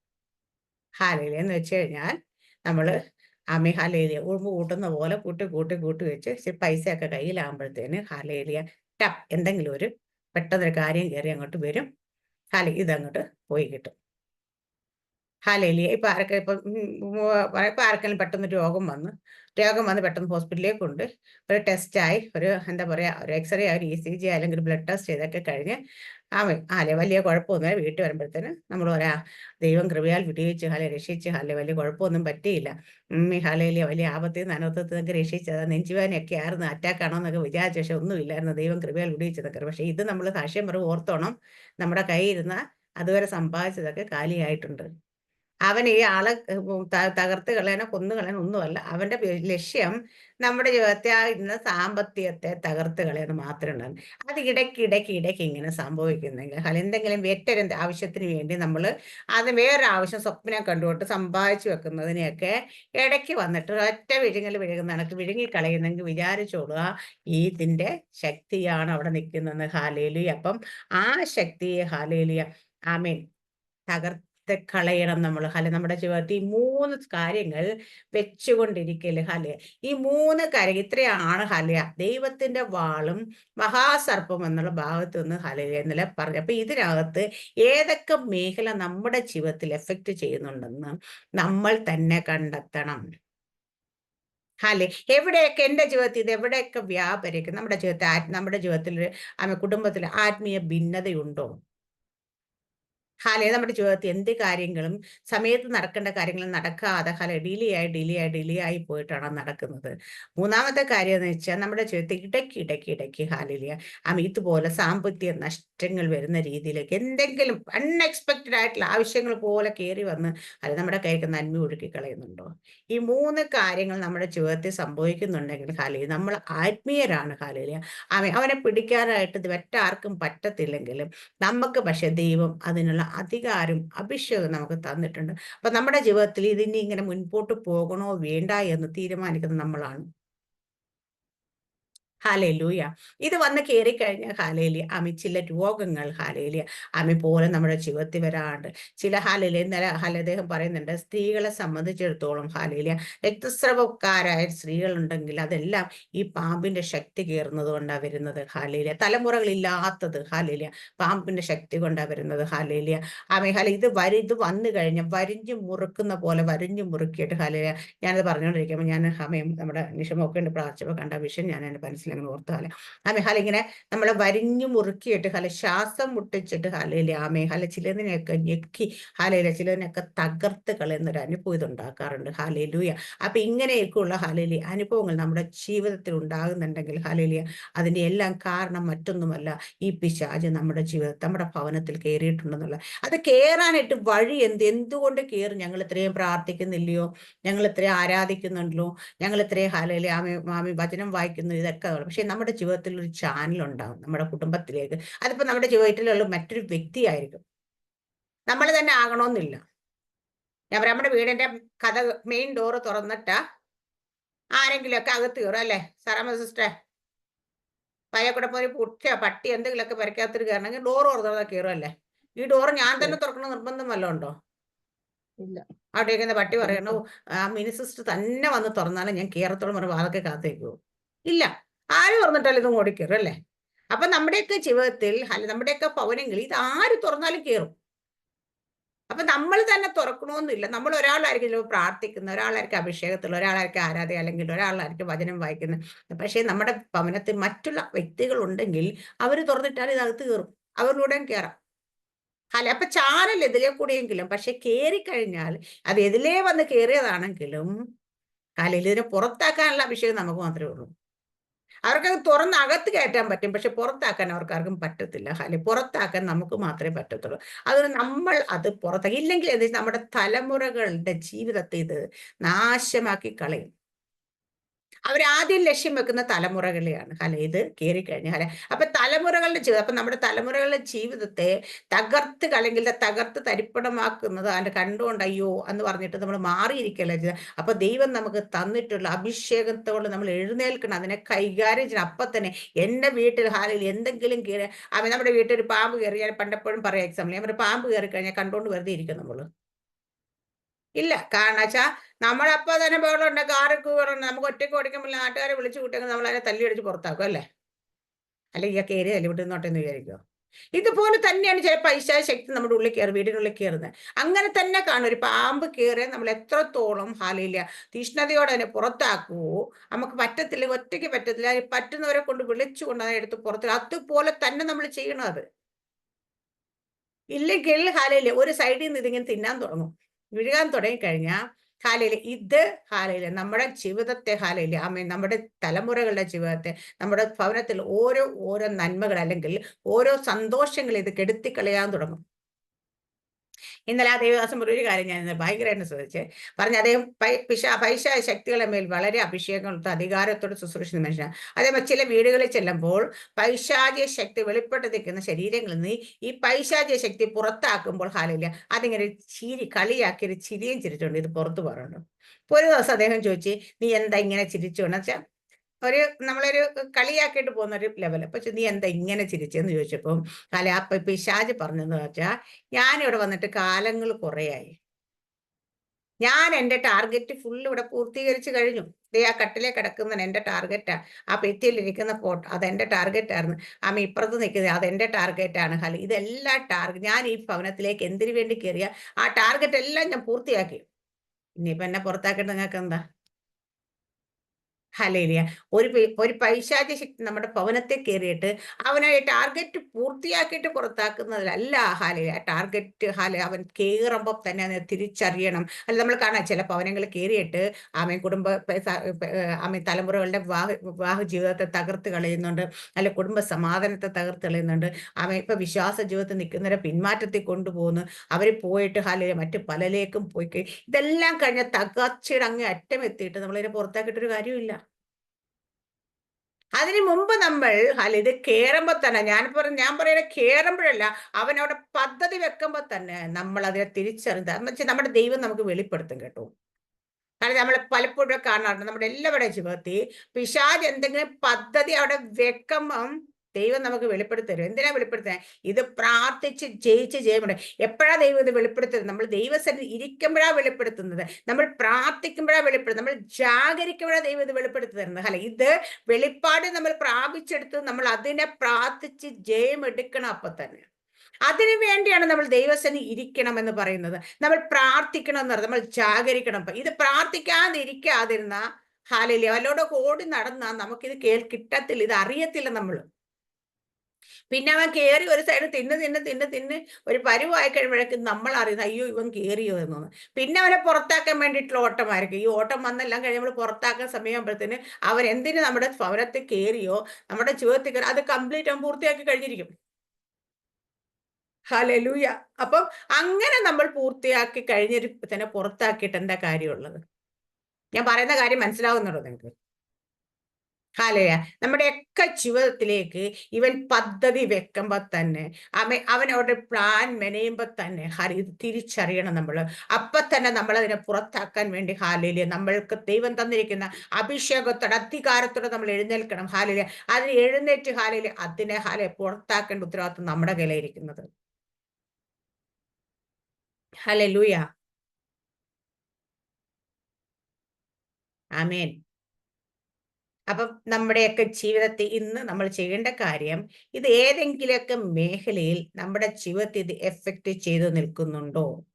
എഫക്റ്റ് ചെയ്ത് നമുക്ക് തന്നെത്താനെ ഇതിന് പുറത്താക്കാൻ പറ്റുന്നില്ലെങ്കിൽ അത് പുറത്താക്കാൻ കഴിയുന്നവരെ കൊണ്ട് പ്രാർത്ഥിച്ച് നമ്മൾ പുറത്താക്കും. പക്ഷെ നമ്മുടെ ജീവിതത്തിൽ ദൈവം അധികാരം തന്നിട്ടുണ്ട്, അഭിഷേകം. പക്ഷെ എന്നിരുന്നാലും ചില കാര്യങ്ങൾ നമുക്ക് ചിലപ്പോൾ അയ്യോ ഇതൊക്കെ ഞാൻ പ്രാർത്ഥിച്ചാൽ മാറും എന്ന് തോന്നുന്നുണ്ടെങ്കിൽ അതിന് യോഗ്യതപ്പെട്ട അഭിഷേകത്തോടെ അതിൽ ആ കൃപാവര ശുശ്രൂഷ ചെയ്യുന്നവരെ വിളിച്ചിട്ടാണെങ്കിലും പ്രാർത്ഥിച്ചാൽ അങ്ങനെ ഒരു കാര്യം നമ്മുടെ ജീവിതത്തിൽ ഉണ്ടെന്ന് വെളിപ്പെട്ടാൽ അത് നമ്മൾ പുറത്താക്കുക തന്നെ ചെയ്യണം. ഹല്ലേലൂയ. അതുപോലെ നമ്മൾ ഓരോ ദിവസവും നമ്മൾ ദൈവസന്നിധിയിൽ ഇരിക്കണം, നമ്മൾ പ്രാർത്ഥിക്കണം, നമ്മൾ ജാഗരിക്കണം. എന്താന്ന് വെച്ചാൽ പിശാച് അവന്റെ ഹാലില്ല നമ്മൾ പറയും അവര് മനസ്സിൽ കാണുമ്പോൾ നമ്മൾ മാനത്ത് കാണുമെന്ന് പറയുന്ന കണക്ക് അവനവിടെ പദ്ധതി പ്ലാൻ ചെയ്യുമ്പോൾ തന്നെ നമുക്കിത് വെളിപ്പെട്ടിട്ട് അപ്പൊ തന്നെ നമ്മൾ ഇതെല്ലാം ബ്ലോക്ക് ചെയ്ത് അടച്ച് അവന് കയറാൻ പറ്റാതെ വണ്ണം അതിന്റെ മെൽച്ചയും എടുത്ത് പ്രാർത്ഥിക്കണം. ഇത് കയറി കഴിഞ്ഞ പിന്നെ ഈ അടി വന്ന പടപടയെന്ന് വരും എന്ന് പറഞ്ഞു ഇവൻ കയറി കഴിഞ്ഞ ഒരു സൈഡിൽ നിന്ന് അങ്ങോട്ട് ഒതുക്കാൻ തുടങ്ങും. ഹാലേലിയ. അതുകൊണ്ട് ഇവരെ കയറാനായിട്ട് നമ്മൾ അനുവദിക്കരുത്. നമ്മുടെ വീടിന്റെ വാതിലും ജനലുകളിലും എല്ലാം നമ്മൾ പൂട്ടി അടച്ച് ഒരു ഭവനത്തെ എങ്ങനെ കാത്തു സൂക്ഷിക്കുന്നോ അതുപോലെ തന്നെ ഒരു ആത്മമണ്ഡലം നമ്മൾ കെട്ടി അടച്ച് സൂക്ഷിക്കണം. ദൈവത്തിന്റെ സഭ കെട്ടി അടച്ച തോട്ടം എന്നാ പറഞ്ഞേക്കുന്നത്. ആ സഭ കെട്ടി അടച്ച തോട്ടമാണെങ്കിൽ അവിടെ ആർക്കും കയറാൻ കഴിയരുത്. ദൈവം അതിനെ കാത്ത് പരിപാലിക്കും. ഞാൻ എന്നെ സൂക്ഷിക്കും. ഇവിടെ തൊട്ട് താഴത്തുള്ള വചനം നമ്മൾ വായിച്ച എനിക്ക് ഏറ്റവും ഭയങ്കര ഇഷ്ടമുള്ള വചനമാണ്. അന്ന് നിങ്ങൾ മനോഹരമായ മുന്തിരിത്തോട്ടത്തെ പറ്റി പാട്ട്, യഹോവേ ഞാൻ എന്നെ സൂക്ഷിക്കും, ക്ഷണം ഞാൻ നനയ്ക്കും, ആരും അതിനെ തൊടാതിരിക്കാൻ ഞാൻ അതിനെ രാവും പകലും സൂക്ഷിക്കും. ഹല്ലേലൂയ. ദൈവം നമ്മുടെ സഭയെ എങ്ങനെ സൂക്ഷിക്കും വെച്ചാൽ അതുപോലെ സോങ് ഓഫ് സോളമൻ പറയാം, അത് കെട്ടി അടച്ച തോട്ടമാണ്. അടച്ചു സൂക്ഷിച്ച കിണറാണ്. ഇങ്ങനെയെല്ലാം ദൈവം സൂക്ഷിക്കാറുണ്ട്. പക്ഷെ ദൈവം ഇങ്ങനെ സൂക്ഷിക്കുമ്പം നമ്മളായിട്ട് നമ്മുടെ ഭവനത്തിൽ ആരെങ്കിലുമായിട്ട് തുറന്നിടാനായിട്ട് ഇടയായി കഴിഞ്ഞാൽ ഹല്ലേലൂയ അത് നമ്മൾ തിരിച്ചറിഞ്ഞ് ആ പ്രൊട്ടക്ഷനിൽ തന്നെ നിൽക്കാനായിട്ട് നമ്മൾ ശ്രമിക്കണം. ഹല്ലേലൂയ. നമ്മൾ മാത്രമല്ല നമ്മുടെ തലമുറകളുടെ ഉത്തരവാദിത്വം നമുക്കാ ഉള്ളത്. ഇപ്പൊ നമ്മുടെ ജീവിതത്തിൽ അപ്പൊ ഹസ്ബൻഡും വൈഫും ഉണ്ട്. ഹസ്ബൻഡ് ഇപ്പൊ വിശ്വാസത്തിൽ വന്നിട്ടില്ല എന്നിരുന്നോട്ടെ, പക്ഷെ അപ്പൊ നമ്മുടെ ഉത്തരവാദിത്വം ഡബിളാ. കാരണം നമ്മുടെ കുഞ്ഞുങ്ങളുടെ മേലുള്ള നമ്മുടെ ഉത്തരവാദിത്വം എന്ന് വെച്ചാൽ ഒരു അപ്പനും അമ്മയും കൂടെ ഒരുമിച്ച് പ്രാർത്ഥിച്ച് പ്രൊട്ടക്ട് ചെയ്യേണ്ടിടത്ത് അമ്മ ഒറ്റയ്ക്കല്ല അപ്പൻ ഒറ്റയ്ക്കാണ് നിന്ന് പ്രാർത്ഥിക്കുന്നെങ്കിൽ അവരുടെ റെസ്പോൺസിബിലിറ്റി ചെറുതല്ല, വലുതാണ്. കാരണം 2 പേര് കൂടി പ്രാർത്ഥിച്ച് അവിടെ നിർത്തണ്ട. എന്ന് വെച്ചാൽ 2 പേരുടെയും കൂടെ ആ ശക്തിയാൽ പ്രൊട്ടക്ട് ചെയ്യുന്നതിന് ഒറ്റയ്ക്ക് നിന്ന് പൊരുതി അതിനെ പ്രൊട്ടക്ട് ചെയ്യുന്ന ഉത്തരവാദിത്വമുണ്ട്. നമ്മുടെ കുഞ്ഞുങ്ങളെ മറ്റു ഒന്നും ഒരു പൈശാചിക ശക്തി പോലെ അവരെ ഇൻഫ്ലുവൻസ് ചെയ്യാതെ അവര് ദൈവത്തിന്റെ പാദത്തിൽ തന്നെ ദൈവത്തിന്റെ വഴിയിൽ തന്നെ അവർ നടക്കുന്നു എന്ന് ഉറപ്പുവരുത്തേണ്ടത് നമ്മുടെ ഉത്തരവാദിത്തമാണ്. ആ സമയത്ത് നമ്മൾ ആ ഉത്തരവാദിത്തം ചെയ്യാതിരുന്നിട്ട് അവര് തെറ്റിപ്പോയാൽ നമ്മൾ കരഞ്ഞിട്ട് കാര്യമില്ല. ദൈവം ചോദിക്കുമ്പോൾ അവരോട് ചോദിക്കുക, അവരെക്കാട്ടി ചോദിക്കാതെ നമ്മളോട് ചോദിക്കുന്നത് അല്ലേ? നമ്മുടെ കുഞ്ഞുങ്ങൾ നമ്മുടെ കൈ ദൈവം തന്നിരിക്കുന്നതാണ്. അതിനെ വളർത്താൻ നമ്മളാണ് യോഗ്യരായിരിക്കേണ്ടത്. നമ്മൾ യോഗ്യരായിരിക്കുന്ന ഒരു കുഞ്ഞിനെ നമ്മുടെ കയ്യിലേക്ക് തരുമ്പം അതിനെ ഉത്തരവാദിത്തോട്ട് വളർത്തുക എന്നുള്ളത് നമ്മുടെ റെസ്പോൺസിബിലിറ്റി തന്നെയാണ്. കഴിഞ്ഞ ദിവസം ഗേൾ സിസ്റ്റർ പറഞ്ഞാണ് ഹല്ലേലൂയ മകനെ കൈ കിട്ടിയതിന് ശേഷം ഇത്ര നാളും ഞാൻ എന്നെ കാത്തു സൂക്ഷിച്ച് ദൈവത്തോട് പറഞ്ഞ വാക്തത്വ പ്രകാരം ഇതുവരെ ചിറകൻ എന്റെ കോഴി തന്റെ കുഞ്ഞിനെ കാക്കുന്ന പോലെ കാത്തു സിസ്റ്ററെ അതിനെ ഞാൻ അതുപോലെ വളർത്തി ഇപ്പൊ അതാ ദൈവത്തിന് വേണ്ടിയിട്ട് ഞാൻ അങ്ങോട്ട് കൊടുത്തു. അപ്പം ആ ജോലിക്ക് പോയപ്പോഴത്തെ പറഞ്ഞ വാക്ക് അതിന്റെ ഹൃദയം എന്ന് വെച്ചാൽ ദൈവം ഏൽപ്പിച്ച ഉത്തരവാദിത്വത്തോടെ ഞാൻ ഇത്രയും നാൾ അതുപോലെ കാക്കയ്ക്കും പൂച്ചയ്ക്കും കൊടുക്കാത്ത രീതിയിൽ അതിനെ കയത്ത് സൂക്ഷിച്ച് വളർത്തിയിട്ട് ആ ഉത്തരവാദിത്വം പൂർത്തിയാക്കി ഇപ്പം ദൈവവേലയ്ക്കായിട്ട് അല്ലെങ്കിൽ ആ ദൈവത്തിന്റെ ഒരു പർപ്പസിനായിട്ട് തന്നെ അത് ഏൽപ്പിച്ചു കൊടുത്തു അതായിരിക്കും നമ്മുടെ ഉത്തരവാദിത്വം. ഇനിയിപ്പോ അവിടെ ഏൽപ്പിച്ചു കൊടുത്തു അവിടെ പോയെന്നുള്ള ഉത്തരവാദിത്വം തീർന്നോ? ഇല്ല. ഇപ്പോഴും നമുക്ക് ഉത്തരവാദിത്വം എന്താ? അത് അവിടെ ആയിരിക്കുന്നിടത്ത് സേഫ് ആയിരിക്കാൻ, പ്രൊട്ടക്റ്റഡ് ആയിരിക്കാൻ വേണ്ടി നമ്മൾ പ്രാർത്ഥിച്ച് ജാഗരിച്ചു കൊണ്ടേയിരിക്കണം. ശത്രു എപ്പോഴും ആമേൻ, അവൻ തന്ത്രശാലിയാണ്. നമുക്ക് എല്ലാവർക്കും അറിയാം. അവൻ അവസരം നോക്കി ഇങ്ങനെ ഇരിക്കും. അവസരം നോക്കി ഇരുന്നിട്ട് എവിടെ ഒരു ഗ്യാപ്പ് കിട്ടുന്നോ അവിടെ അവനെ വിളിക്കണ്ട, അവൻ ഞൂഴ്ന്ന് കയറും. ഏദൻ തോട്ടത്തിന്റെ വാതിൽക്കൽ ഞാൻ പറയാം, പാമ്പ് ഒരു ദിവസം കൊണ്ടല്ല അതിനകത്ത് കയറി. അവൻ മാസങ്ങളോളം വർഷങ്ങളോളം അതിന് മുമ്പിൽ കൂടെ പോയിട്ടുണ്ടാകും. എപ്പോഴാണ് അവസരം കിട്ടുന്നത്? ഹവ്വായി എപ്പോഴൊറ്റയ്ക്ക് കിട്ടും എന്ന് വിചാരിച്ചിട്ട് ഹവ്വയുടെ ആദ്യം കണ്ടപ്പോൾ ഹായൊക്കെ പറഞ്ഞു. ആദ്യത്തെ ദിവസം തന്നെ ആപ്പിൾ പറിച്ച് തിന്നാന്നും പറഞ്ഞു കാണത്തില്ല. ആ ഫലം പറിച്ച് തിന്നാന്നും പറഞ്ഞത്. ആദ്യം ചെന്ന് ഹായൊക്കെ പറഞ്ഞു, പിന്നെ പയ്യെ ലോഹിയൊക്കെ കൂടി പിന്നെ സംസാരിച്ച് പയ്യാണ് അവൻ ഞാൻ കാര്യം പറഞ്ഞാൽ അതിനുള്ളിലേക്ക് വരും. അല്ലെങ്കിൽ ഈ അമ്പച്ചി ഇപ്പോൾ എന്നോട് റെസ്പോണ്ട് ചെയ്യും. അപ്പൊ ഞാൻ പറയുന്ന കാര്യം കേൾക്കും എന്നുള്ള അവസ്ഥയിലേക്ക് ഒരു ഫ്രണ്ട്ഷിപ്പിലൊക്കെ കൊണ്ടുവന്നതിന് ശേഷമായിരിക്കും പറഞ്ഞത്. ഇല്ലെങ്കിൽ ചിലപ്പോ ആദ്യം കണ്ട വഴിയാ പറഞ്ഞെങ്കിൽ പുള്ളിക്കാരെ ഇല്ലല്ലോ, ഞാൻ അത് അവനോട് ചോദിക്കട്ടെ എന്ന് പറഞ്ഞത്. ഹല്ലേലൂയ. അപ്പൊ അത്രത്തോളം സംസാരിച്ച് വിശ്വാസതയൊക്കെ കയ്യിലെടുത്തതിന് ശേഷം അതുപോലെയൊക്കെ നമ്മുടെ കുഞ്ഞുങ്ങൾ ചിലപ്പോ ഒരു ഫ്രണ്ട്ഷിപ്പിലായിരിക്കും ഒരാൾ, ഫ്രണ്ട്സൊക്കെ കുഞ്ഞുങ്ങളെ പെട്ടെന്ന് അവര് അടുത്തു സംസാരിച്ചു പയ്യെ അവരുടെ വിശ്വാസതയൊക്കെ വിളിച്ച് പിടിച്ച് പറ്റിയതിനു ശേഷം ഒരു ട്രിക്ക് എടുക്കുന്നവരിലൂടെ. ഹല്ലേലൂയ.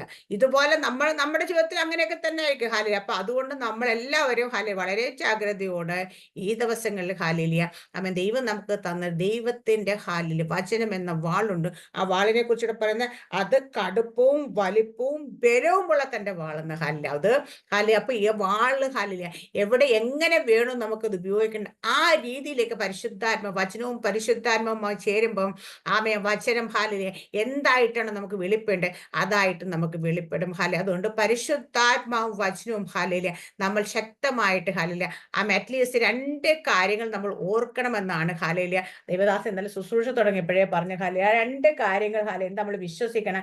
യേശു നമ്മുടെ നടുവിൽ ഉണ്ടെന്നുള്ളതും ദൈവവചനത്തിന് ശക്തി ഉണ്ടെന്നുള്ളതും നമ്മൾ പ്രാർത്ഥിക്കാനിരിക്കുമ്പം നമ്മൾ ഒരു കൂട്ടായ്മയ്ക്ക് പോകുമ്പം എല്ലാവരും വിശ്വസിക്കണം നിർബന്ധം. പക്ഷെ നമ്മൾ ചെന്ന് നിൽക്കുമ്പോൾ വിശ്വസിക്കണം യേശു നമ്മുടെ നടുവിൽ. കാരണം യേശു കർത്താവ് പറഞ്ഞ 2 3 പേർ എരുമനസ്സോടെ എന്റെ നാമത്തിൽ എവിടെ കൂടി അവരുടെ മധ്യേ ഞാനുണ്ട്. 2 3 പേർ കൂടുന്നിടത്തൊക്കെ യേശു കർത്താവ് വരാമെന്ന് പ്രോമിസ് പറഞ്ഞ് യേശു കർത്താവ് വന്നിരിക്കും. മറ്റാരും അത് വിശ്വസിച്ചില്ലെങ്കിൽ യേശു നമ്മുടെ മധ്യ ഉണ്ടെന്ന് തന്നെ വിശ്വസിക്കണം നമ്മൾ. അതുപോലെ ദൈവത്തിന്റെ വചനത്തിന് ഒരു ശക്തി ഉണ്ടെന്ന് നമ്മൾ വിശ്വസിക്കണം. ഈ 2 കാര്യങ്ങൾ നമ്മൾ വിശ്വസിക്കുകയാണെങ്കിൽ ഈ വചനം നമുക്ക് വേണ്ടി പ്രവർത്തിക്കും. കേൾക്കുന്നവരല്ലാതെ വിശ്വസിക്കുന്ന നിർബന്ധമൊന്നുമില്ല. ഇപ്പൊ ഞാൻ ഈ വചനം കേട്ട് ഇന്നലെ ഞാനത് വിശ്വാസമായിട്ടെടുത്ത് അപ്പൊ ഇത് എനിക്ക് മറ്റുള്ളവർക്കും കൂടി ഉപകാരമാണെന്ന് തോന്നിയത് കൊണ്ടാണ് ഞാൻ പറയാം. കേൾക്കുന്ന വചനം ഞാൻ പറയുന്ന വളരെ എനിക്ക് അത്രത്തോളം എന്നെ ഇൻഫ്ലുവൻസ് ചെയ്യുന്ന വചനങ്ങളാണ് ഞാനിവിടെ ഷെയർ ചെയ്യും. കാരണം വെച്ച് കഴിഞ്ഞാൽ ഇതെന്താ വെച്ചാൽ പറയുമ്പോൾ ഒന്നും കൂടെ എന്റെ ഹൃദയത്തിൽ ഇത് ആഴത്തിലേക്ക് കയറുക ചെയ്യുന്നത്. ഹല്ലേലൂയ. അപ്പൊ അത് കേൾക്കുന്ന അപ്പൊ അതുകൊണ്ട് നമ്മൾ വചനം ദൈവത്തിന് നമ്മുടെ കൂടെ ഇരിക്കുന്ന എല്ലാവരും വിശ്വസിക്കുന്ന നിർബന്ധമൊന്നുമില്ല. ചില ആൾക്കാർ കണ്ടില്ലേ വചനം കേൾക്കുമ്പോൾ ചാടിപ്പിടിക്കും വിശ്വസിക്കുകയൊക്കെ ചെയ്യും. പക്ഷേ ഇതെല്ലാം കൈയടിക്കും. അപ്പൊ ഈ വിശ്വസിക്കുന്ന വചന നമ്മൾ നേരത്തെ പറഞ്ഞതുപോലെ പാമ്പിന്റെ ബുദ്ധി ആയിരിക്കണം നമുക്ക് ഇതിനകത്ത്. പാമ്പ് മറന്നു പോകത്തില്ല. നമ്മൾ കേട്ടിട്ട് അപ്പൊ തന്നെ മറന്നു പോകുന്നു. അപ്പൊ മറന്നു പോകരുത്. ഇത് നമ്മുടെ ഹൃദയത്തിൽ ചില വചനങ്ങളൊക്കെ നമ്മുടെ ഹൃദയപ്പലകയിൽ എഴുതണം. ഇത് നമ്മുടെ ജീവിതത്തിൽ ഓരോ സന്ദർഭങ്ങളിലും ഓരോ കാര്യങ്ങൾ നമ്മുടെ ജീവിതത്തിൽ നടക്കുന്ന സമയത്ത് ഈ വചനം വെച്ച് നമ്മൾ വചനത്തെ നമ്മൾ കണ്ണാടിയായിട്ട് ഉപയോഗിക്കുന്നു അല്ലേ. നമ്മള് മുഖം നോക്കുന്ന കണ്ണാടിയോട് ഉപയോഗിക്കുന്നു. വചനം കണ്ണാടിയായിരിക്കും. കാരണം വെച്ചാൽ നമ്മൾ നമ്മുടെ സ്വാഭാവിക മുഖത്തൊരു കണ്ണാടിയും നോക്കുന്ന പോലെ നമ്മുടെ ആത്മീയ എന്ത് കാര്യങ്ങൾ സംഭവിക്കുന്നു വചനം എന്ന കണ്ണാടിയൂടെ നമ്മൾ അതിനെ കാണണം. വചനം എന്ന കണ്ണാടിയിലൂടെ കാണുമ്പോഴാണ് ഇതിന്റെ യഥാർത്ഥ മുഖം എന്താണെന്നത് മനസ്സിലാക്കണം. നമ്മുടെ ജീവിതത്തിൽ എന്ത് കാര്യം വരുമ്പോഴും വചനം ഉപയോഗിച്ച് എന്തുകൊണ്ട് ഇത് സംഭവിച്ചു അപ്പൊ വചനത്തിലൂടെ ഒന്ന് നോക്കിയേക്കാം. ഇതെന്താ ഇതിനുള്ള കാരണം? ഇപ്പോൾ വചനത്തിലൂടെ നോക്കിയേക്കാം. ഇത് എന്തുകൊണ്ട് ഇങ്ങനെ പോകുന്ന വചനത്തിലൂടെ നോക്കാം. അങ്ങനെ വചനം എന്ന കണ്ണാടിയിലൂടെ നമ്മൾ ഓരോ കാര്യങ്ങളും കാണുമ്പോൾ അതിന് അങ്ങനെ കണ്ട് നമ്മൾ മനസ്സിലാക്കണം. എന്താണ് യഥാർത്ഥത്തിൽ ഇതിന് കാരണം? ഇത് എന്തുകൊണ്ടാണ് ഇങ്ങനെ വരുന്നത്? എങ്ങനെയാണ് സംഭവം? നമ്മുടെ മുഖം കണ്ണാടി നോക്കുമ്പോൾ അവിടെ ഇവിടെ അഴുക്കരുത് നമുക്കറിയാൻ പറ്റും അല്ലേ. എന്തെങ്കിലും ഒരു മാറ്റം ഉണ്ട് നമുക്കറിയാൻ പറ്റും. ഇതുപോലെ വചനത്തിലൂടെ നോക്കുക, നമുക്ക് വെളിപ്പെടണം. നമ്മൾ എന്താണ് ഒരു കുറവിരിക്കുന്നത്? എന്താണ് ഇപ്പൊ ഒരു കുഴപ്പമുള്ളത്? എവിടെയാണ് നമ്മൾ ശരിയാക്കേണ്ടത്? എവിടെയാണ് നമുക്ക് പരാജയം പറ്റി? ഇത് നമ്മൾ വചനത്തിലൂടെ തന്നെ കണ്ട് മനസ്സിലാക്കി നമ്മുടെ ജീവിതത്തെ ക്രമീകരിക്കേണ്ടതുണ്ട്. അപ്പൊ ഈ വചനഭാഗം നിങ്ങളെല്ലാവരും ഇത് അദ്ദേഹം ഒരു 1.5 മണിക്കൂർ എടുത്ത പ്രസംഗത്തിന്റെ ഇടയ്ക്ക് കൂടെ അമ്മയെ ആരാധിക്കുകയും ഓരോ കാര്യങ്ങൾ പറയുക. പക്ഷെ ഞാനിത് വളരെ ചുരുക്കി പെട്ടെന്ന് ഇത് പറഞ്ഞെന്ന് വെച്ച് കഴിഞ്ഞാൽ ഇത് ഒത്തിരി അങ്ങോട്ട് വലിച്ചു നീട്ടി കൊണ്ടുപോയി ഉള്ളതുകൂടെ കളയണ്ടെന്ന് ഓർത്തിട്ട് അതിനെ പോയിന്റ് ബൈ പോയിന്റ് ആയിട്ട് പറഞ്ഞു. ഇതെല്ലാവർക്കും മനസ്സിലായി കാണുമെന്ന് ഞാൻ വിശ്വസിക്കുന്നുണ്ട്. ദൈവത്തിന്റെ വാളും മഹാസർപ്പം എന്നുള്ളതാണ്. ദൈവത്തിന്റെ വാളെന്ന് ദൈവത്തിന്റെ വചനമാണ്. ആ വചനം ഏതൊക്കെ മേഖലയിൽ നമുക്ക് ഉപകാരപ്പെടുന്നു, എങ്ങനെയൊക്കെ ആയിട്ട് വെളിപ്പെടുന്നു എന്നുള്ളത് ചുറ്റികയായിട്ട് വെളിപ്പെടുന്നുണ്ട്, വാളായിട്ട് വെളിപ്പെടുന്നു, ഔഷധമായിട്ട് വെളിപ്പെടുന്നു, തീയായിട്ട് വെളിപ്പെടുന്നുണ്ട്. അപ്പൊ ഏത് മേഖല എങ്ങനെയാണോ വചനം വെളിപ്പെട്ട് വരേണ്ടത് അതായിട്ട് നമുക്ക് വെളിപ്പെട്ട് വചനത്തെ കുറിച്ച് പറയുന്ന ആ വചനം നമുക്ക് എവിടെ എങ്ങനെ വെളിപ്പെട്ടാലും അത് നമുക്ക് എബ്രായ ലേഖനം പറയും, ഇരുവായത്തുള്ള ഏത് വാളിനേക്കാളും മൂർച്ചയുള്ള നമ്മുടെയൊക്കെ ഭവനത്തിൽ ഈ വാൾ ഇങ്ങനെ കറങ്ങി കറങ്ങി കറങ്ങി ചുറ്റി കറങ്ങുന്ന ഇരുവായത്തുള്ള വാളായിട്ട് വെളിപ്പെട്ട് കഴിഞ്ഞാൽ ആ വേണ്ടുന്ന മേഖലയിലൊക്കെ അത് വെട്ടി മാറ്റി വിടുതൽ കൽപ്പിക്കും. അപ്പൊ വചനം എന്ന വാള് നമുക്ക് ദൈവം തന്നിരിക്കുന്നത്, ആത്മാവിന്റെ വാള് നമ്മൾ കയ്യിലെടുക്കാനായിട്ട്. എന്തിനാ? ഇതുപോലുള്ള സർപ്പശക്തികൾ, അന്ധകാരം മണ്ഡലങ്ങളും വെട്ടാനായി തന്നെയാണ്. അതിനുവേണ്ടി ദൈവം നമുക്ക് സ്വർഗീയ ദൂതന്മാരെ അസൈൻ ചെയ്തിട്ട് നമുക്ക് കമാൻഡ് ചെയ്യാം. നമുക്ക് പറയാം, സ്വർഗീയ ദൂതന്മാരെ അയക്കണമേ. അജ്ഞാനുവർത്തികളെ സ്വർഗീയ ദൂതന്മാർ വന്നിട്ട് ഇതിനെ വെട്ടാൻ പറയാം. അന്ധകാരം എന്റെ വെട്ടിമാറ്റാം. വചനം എന്ന വാള് നമുക്ക് കയ്യിലെടുക്കാം. ദൈവം തന്ന അധികാരം നമുക്ക് ഉപയോഗിക്കാം.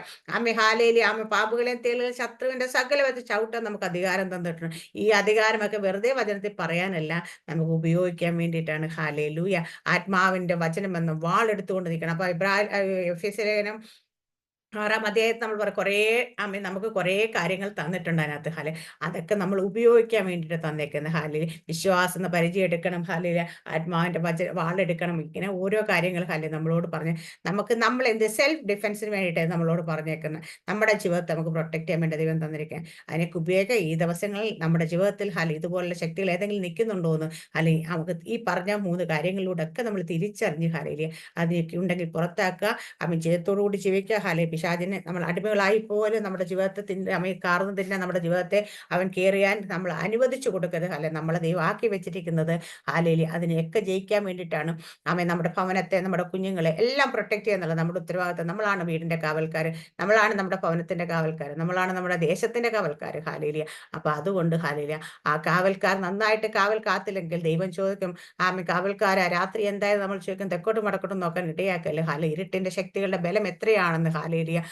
നമ്മൾക്ക് പറയാനായിട്ട് നമ്മൾ ജീവിക്കുന്ന സ്ഥലത്തെ ഏത് ദേശത്തിലെ ശക്തിയാണെങ്കിൽ അവൻ നമ്മുടെ മീതെ ഇരുന്ന് വാഴാനായിട്ട് സമ്മതിക്കില്ല. കാരണം അതിന്റെ മീതെ വാഴാനായിട്ട് ദൈവം നമ്മളെ ആക്കി വെച്ചിരിക്കുമ്പോൾ വാഴ്ചകളുടെ മേൽ, അധികാരങ്ങളുടെ മേൽ, കർത്തൃത്വങ്ങളുടെ മേൽ, എല്ലാത്തിന്റെ മേൽ നമുക്കാണ് അധികാരം തന്നിരിക്കുക. ആ അധികാരത്തെ നമ്മൾ ഉപയോഗിക്കുക.